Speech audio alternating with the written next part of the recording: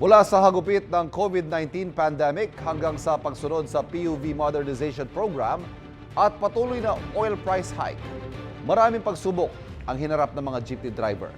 Nasundan namin ang pinagdaanan ng isa sa kanila.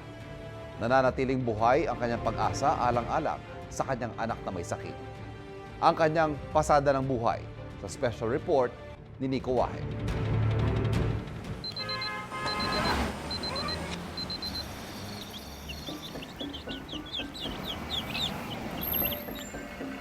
Gigising ng madaling araw, uuwi ng gabi. Madalas, ganyan ang pang-araw-araw na buhay ng mga tsuper. Maaga nagbabanat ng buto para makarami ng kita sa pamamasada.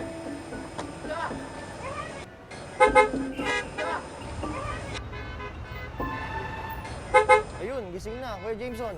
March 2022 nang una kong makilala si Jameson o Jimson sa mga kaibigan niya. Noong mga panahong yon, hirap ang mga gaya ng tsuper. Hindi lang dahil sa pandemic, kundi dahil din sa walang patid na taas presyo ng petrolyo. Umabot nga sa puntong isinuko niya ang kanyang inuupahang bahay at nanirahan na lang sa jeep na kanyang ipinapasada para makatipid. Ang kita kasi niya, ipinadadala niya sa pamilya sa Romblon. Bukod sa gastusin sa araw-araw, malaking bahagi ng kanyang kita ay napupunta sa mga pangangailangan ng kanyang anak na may imperforate anus o walang butas ang puwet. Yung kinikita ko sa 400, yung sa isang araw na yon, 400 sir. Yung 200 doon sir para sa dito niya sir, colostomy bag. Minsan naluluwa ako sir, iniisip ko sila. Naiyak na ako sir. Kahit wala akong makain dito sir na ano, basta may padala lang ako doon.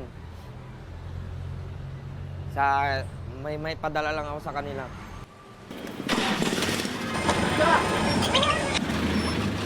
Tatlong taon nang lumipas, binalikan namin si Jameson para kumustahin.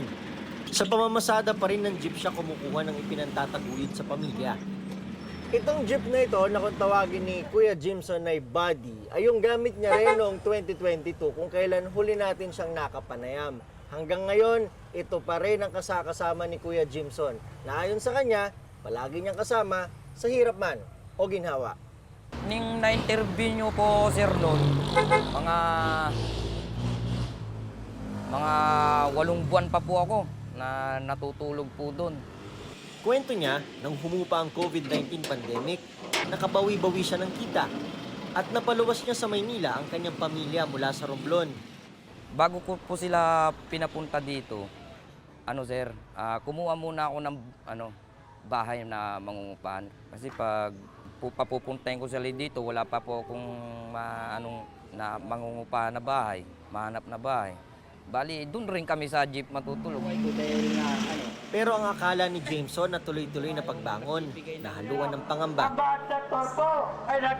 Nang ipatupad ng gobyerno ang PUV Modernization Program, akala niya tuluyan na siyang mawawalan ng trabaho.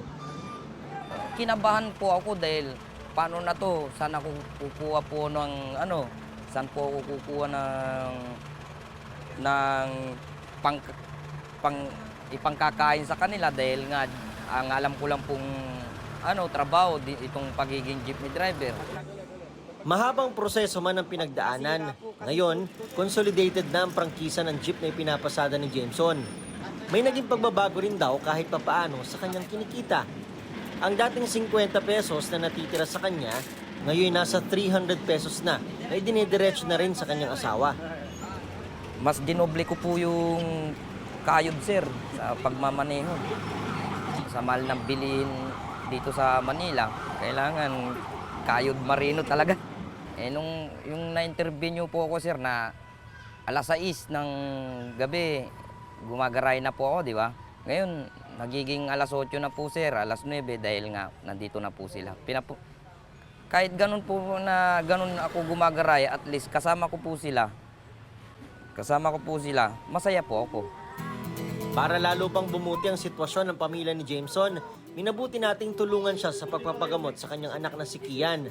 Inilapit natin siya sa Philippine Children's Medical Center para maoperahan.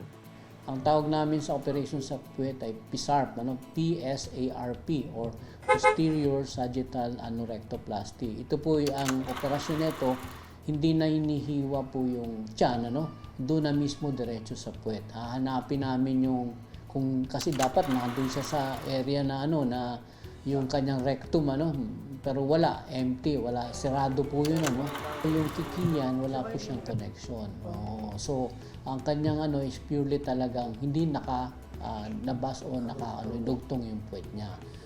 Tagumpay ang operasyon kay Kian. Sabi ng doktor, kailangan lang bantayan mabuti si Kian, lalo't mayroon din siyang Down syndrome. Si Jameson, malaki ang pag-asa na tuluyan ang matutupad ang pangarap niya na gumaling ang anak. Sobrang, hindi ko po may paliwanag yung saya ko po. Dahil sa wakas, matutupad na rin yung pangarap ko. Sa ngayon, mas nagiging makabuluhan daw ang bawat biyahe ni Jameson. Maraming dinaraanan, maraming lubak, pero may oras din para gumarahe at magpahinga.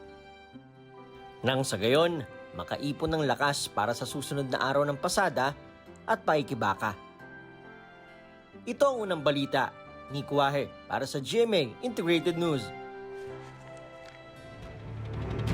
Kapuso, huwag magpapahuli sa latest news and updates. Mag-iuna ka sa balita at mag-subscribe sa YouTube channel ng GMA Integrated News.